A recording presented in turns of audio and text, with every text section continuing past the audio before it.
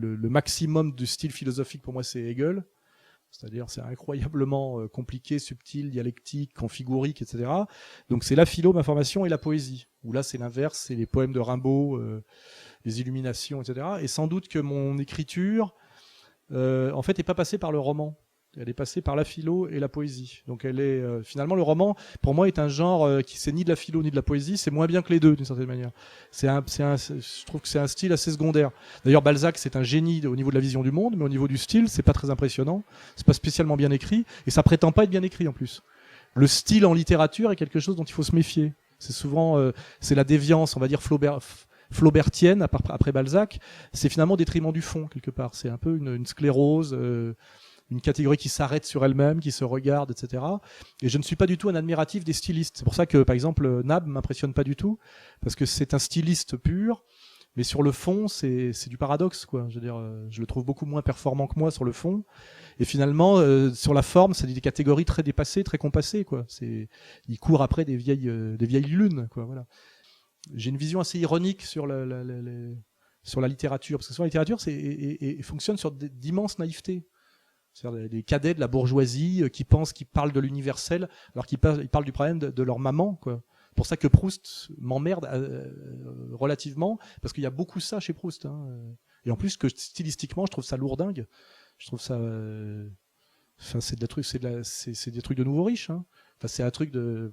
On va le dire, quoi. C'est de la bourgeoisie juive qui fait de la littérature, quoi. Donc il y a une vulgarité quelque part du style proustien et qui m'insupporte. Comme un type qui met un col cassé, qui met un smoking avec un col cassé, quoi.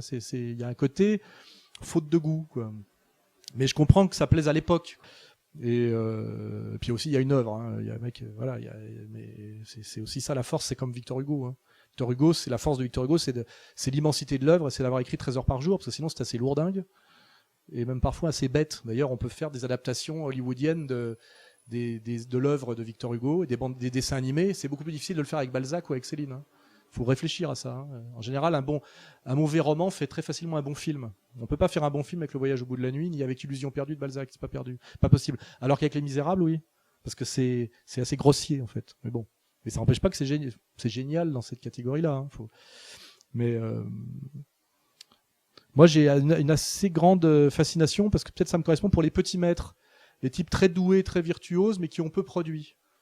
Et c'est pas ceux qui occupent le plus de place dans l'histoire. Moi, je pense que Musset écrit mieux que Victor Hugo, mais il a moins produit. Hein, voilà. Et ça compte aussi la volonté à tout prix d'être un grand homme et d'y consacrer énormément de temps. On a ça, par exemple, à la caricature, poussé à l'extrême caricature avec Sartre. Sartre, il est nul en tout, mais il concourt dans toutes les catégories. Et il a une telle volonté d'exister et de s'imposer que finalement, il existe, alors qu'il est mauvais en tout. Mauvais chansonnier, mauvais philosophe. Bon, il paraît que l'œuvre théâtrale est ce qu'il l'a fait de moins mauvais, mais ça m'a pas bouleversé personnellement. Mais par contre, comme Victor Hugo d'ailleurs, hein, je pense que ça fait partie de ses modèles, il s'est imposé, quoi, voilà. Il y a des types de contemporains de Sartre qui sont infiniment plus doués que lui en tout, mais qui n'ont pas cette arrogance, cette volonté à tout prix, cette volonté mondaine, voilà. Et ça, c'est très important. Hein. Alors après, il y a l'histoire. Sartre, c'était une montagne encore pas très longtemps. Il va disparaître progressivement parce que c'est rien. Voilà. Et quand on dit Proust est le plus grand écrivain, ça me fait marrer. Je dis oui, c'est le plus grand écrivain 50 ans après. Mais qu'est-ce qui restera de Proust dans 200 ans? En fait, c'est d'abord, il y a des œuvres qui peuvent apparaître et disparaître. Bach, on l'a redécouvert à un moment donné. C'est-à-dire qu'il y a des raisons, espèce comme ça, de courbes de longue durée, comme au niveau cosmique ou météorologique. Il y a des raisons objectives pour que des auteurs apparaissent et disparaissent. Et on n'est pas grand auteur de toute éternité. Je pense qu'il y a une époque où on avait perdu de vue Shakespeare. Et puis après, c'est comprendre pourquoi à un moment donné, il revient avec un tel éclat. Et moi, je pense qu'on verra une époque d'éclipse de Proust.